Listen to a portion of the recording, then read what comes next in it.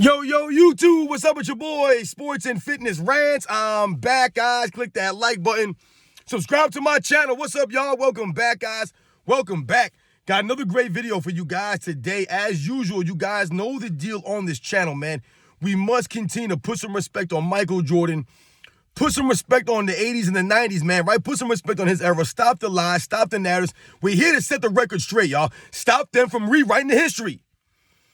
And in this video, guys, we're going to talk about how Michael Jordan and the Bulls, right, were always under pressure to win. They were always under the pressure, guys. That's what we're going to talk about in this video, man, right? Michael Jordan and the Bulls always having the pressure to stay on top, right? We're going to talk about in this video, guys. And I want to thank you guys, everyone across the world, everyone across the states, man, for real. Shout out to all you guys out there, man. Everyone in the membership, shout out to everybody out there. You guys subscribing, liking my videos. Like I said, you guys sharing your stories, man, sharing the info. I am truly humbled, guys, by all support, man. Everyone standing up, man. This is what it's about, guys. Real recognize real. All the true basketball fans out there. Thank you, man, for real. And you guys know what to do. Turn the volume all the way up. Hit that play button. Remember, these videos are for educational purposes. And let's roll. So, yes, guys, man, like I said, man, Michael Jordan and the Bulls had the pressure of staying on top. And what am I talking about, guys? What do I mean by that?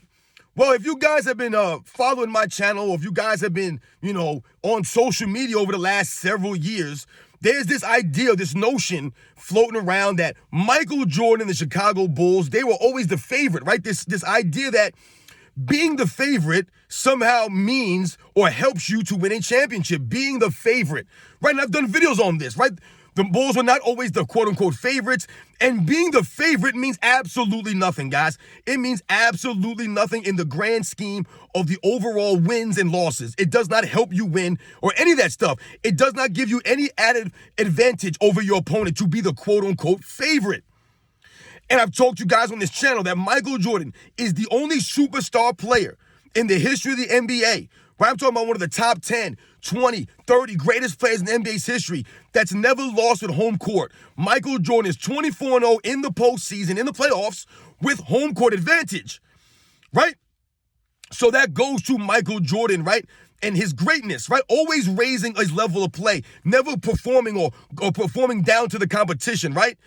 Never. Always, right? Living up to the expectations, having home court advantage, right? But does having home court advantage mean that you're the favorite? Does that mean that you're going to win because you have home court, or that makes you the favorite? Does that mean that you're guaranteed to win? No, it does not.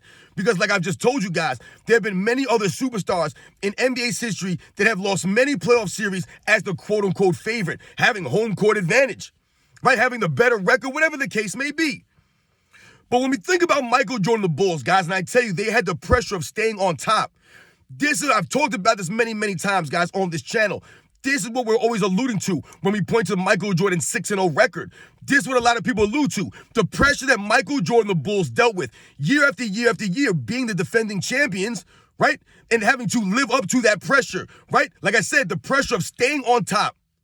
Especially during the second three-peat, guys. I mean, if you think about that second three-peat, right? Michael Jordan coming back from baseball, the 1996 season, I told you guys what, that was the reckoning for the entire NBA. Everybody had to reckon with Michael Jordan, the Bulls that season, right?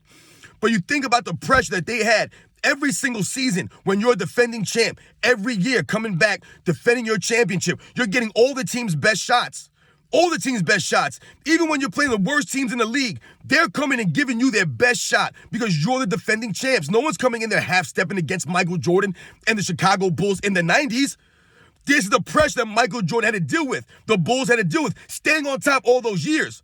When people talk about Michael Jordan being 6-0 in the NBA Finals, that's the pressure that he had to deal with.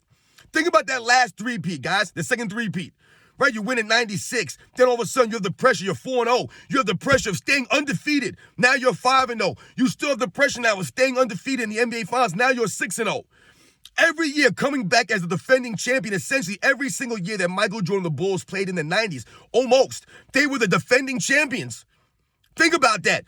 Having to take every team's best shot in 1992, in 1993, Even when Michael Jordan wasn't there in 94, the Bulls had to take other teams' best shots. See, this is what we're talking about. Scottie Pippen didn't know about these things, right? He wasn't ready for the pressure that Michael Jordan shielded these guys from. The pressure to stay on top. The pressure to be the favorite. If the Bulls are the favorite every single year, like people want you to believe, you know how much pressure there is to be the quote-unquote favorite every single season, to remain undefeated every single season.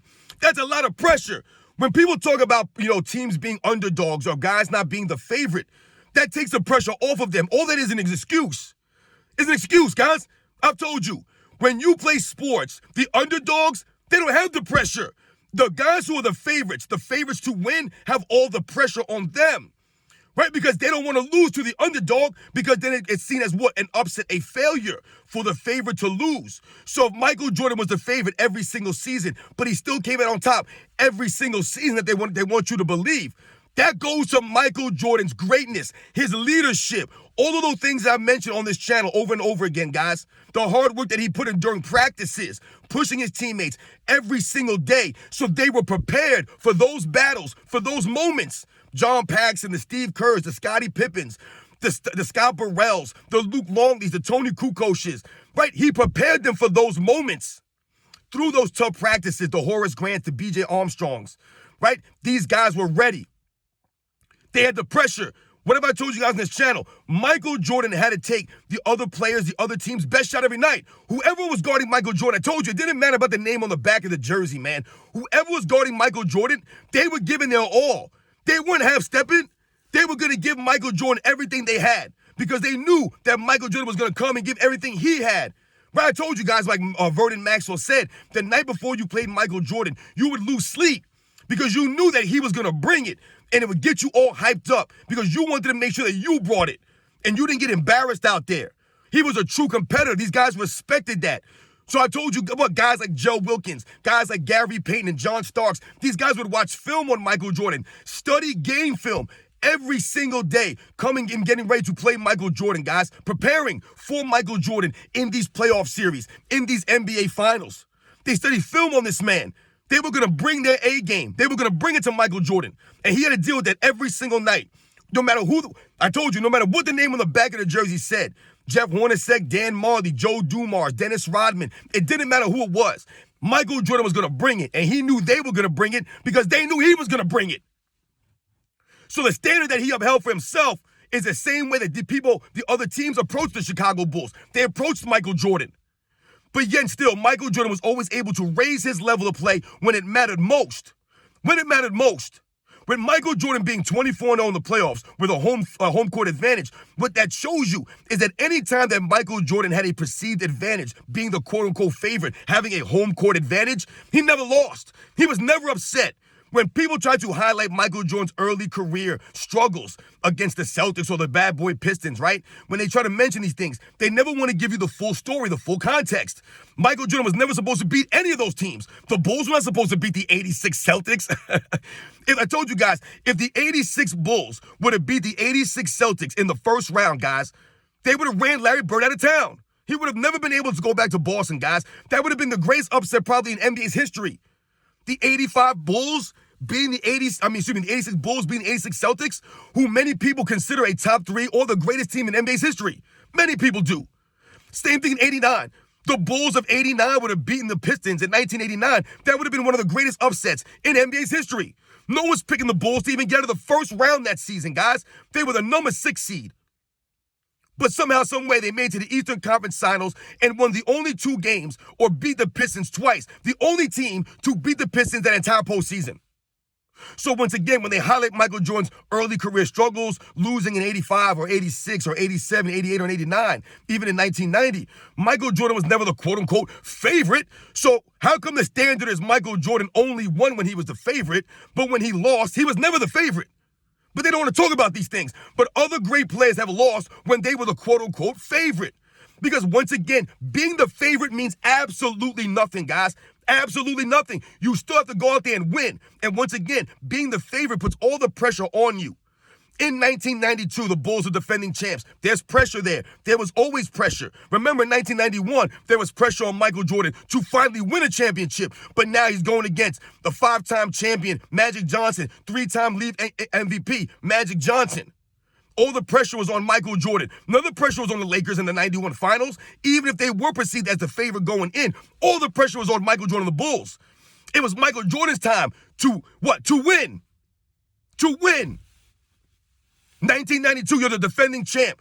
Everyone says Clyde Drexler's right there in your level. You can't shoot threes like Clyde Drexler, blah, blah, blah. All the pressure on Michael Jordan, guys, to defend himself, to defend his title. And he goes out there and sets a record for the first half, three-pointers, the shrug. Game one. That was game one. That wasn't game three or game. It was game one. Letting dudes know off the jump.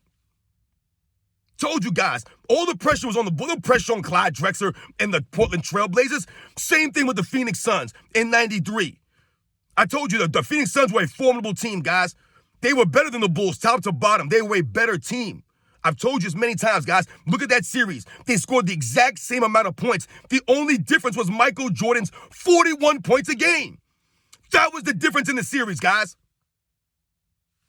Michael Jordan raising up. They didn't have home court advantage in that series, but Michael Jordan raised up. All the pressure was on Michael Jordan and the Bulls to remain undefeated. Remember, Charles Barkley and the Suns, they were the team of destiny. Everyone was rooting for the Suns. They were the team to win. It was his turn. It was his time. Guys like Kevin Johnson, Dan Marley, they were finally going to get a championship. Tom Chambers, a lot of these guys that have been around.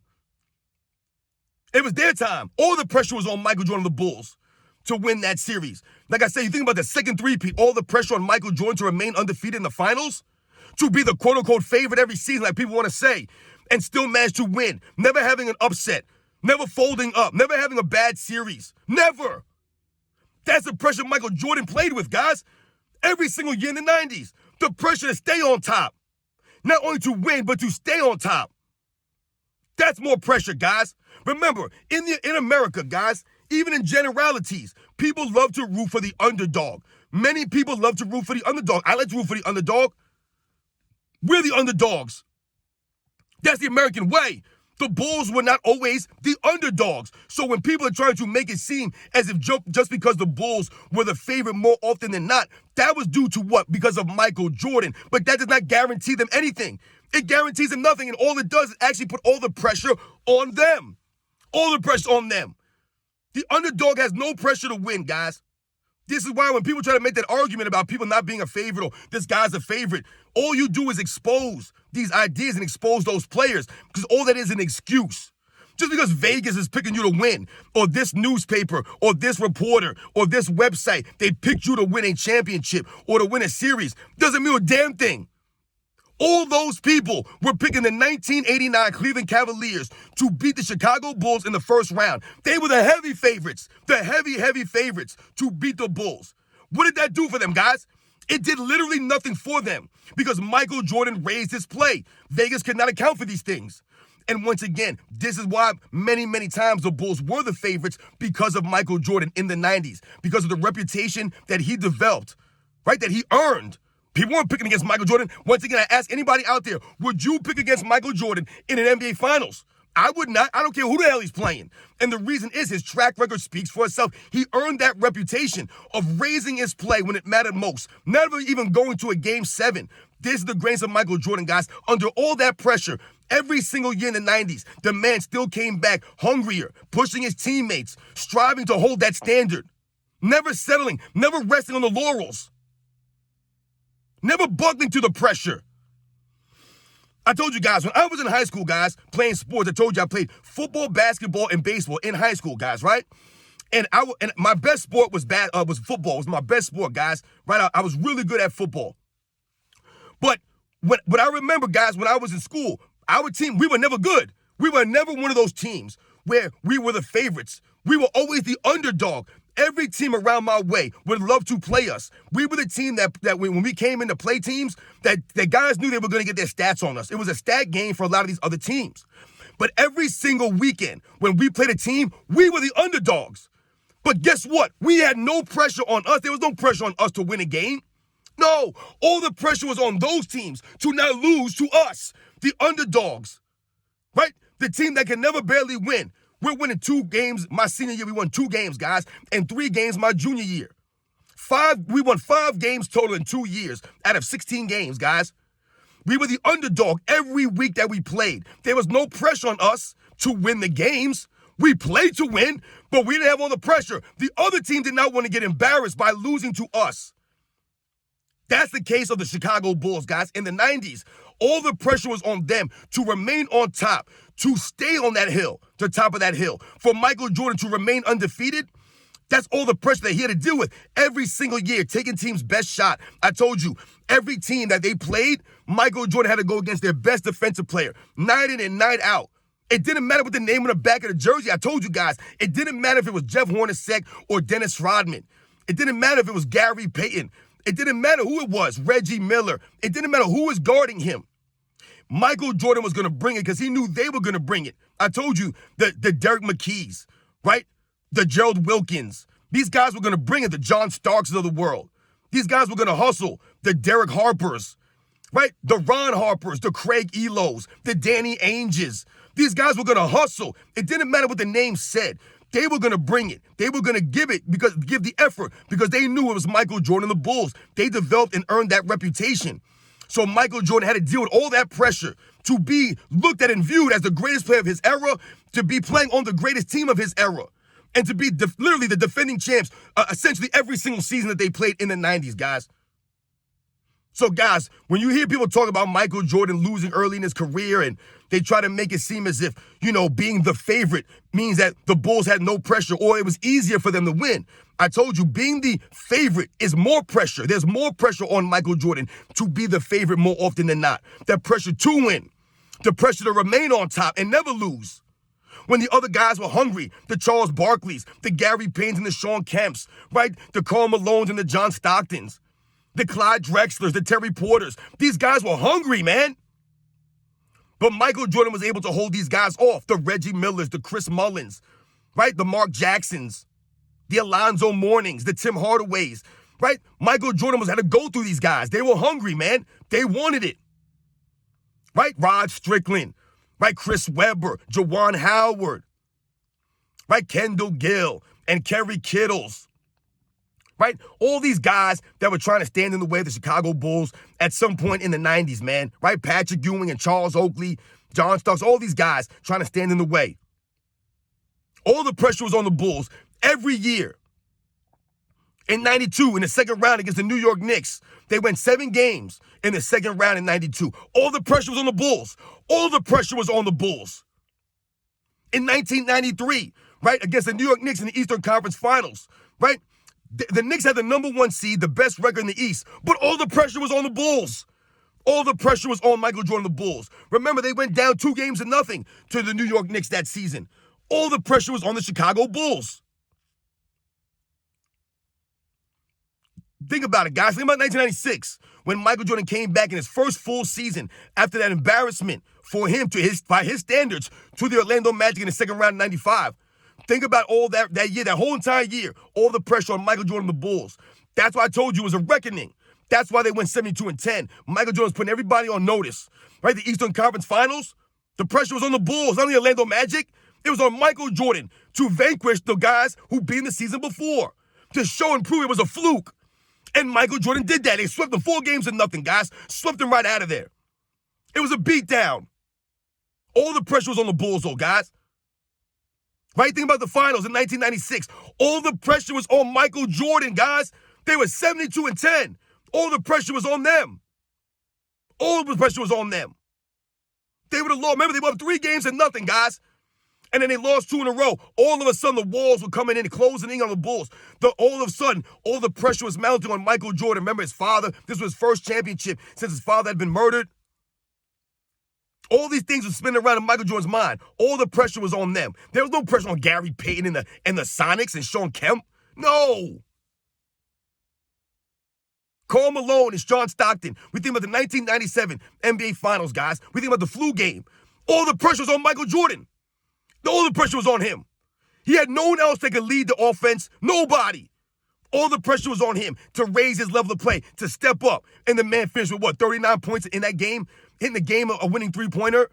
carrying the Bulls in that game, man, leading them. All the pressure was on him. Same thing in 98. Every year to be the defending champion, to win 3 in a row again. Everybody pointing at Michael Jordan. Everybody looking at Michael Jordan. Michael Jordan getting accused of gambling. Michael Jordan this, Michael Jordan that. Everywhere he goes, cameras everywhere. Pressure everywhere. No excuses made for Michael Jordan. No excuses. You guys know the deal, man. 24-0 at home court advantage, guys. 24-0. No other superstar player can say that in the history of the game, guys. No one. Go and look into the facts, guys. These are the facts. Michael Jordan, when it mattered most, the man stepped up, even with all the pressure. People say, oh, the Bulls were the favorite. What the hell does that mean? Because Vegas said they're going to win, that means they're going to win. Because ESPN said they're going to win, that means they're going to win. Remember, the Bulls were not always the favorite. But if people want to say that they were, once again, all that does is elude and highlight all the pressure that Michael Jordan and the Bulls dealt with. All the pressure was on them as defending champions every single season to come back every single season to push his teammates every single season, guys. Taking all the other team's best punches, the other team's best defensive players, always on Michael Jordan, the double teams, the triple teams, the traps, all of these things, the hard fouls. You guys know the deal, man. Once again, man, put some respect on Michael Jordan. Put some respect on his era. This man was 6-0 for a reason, raising his level of play. All the pressure, no excuses from Michael Jordan. You guys know the deal, man. I'll catch you guys on the next one.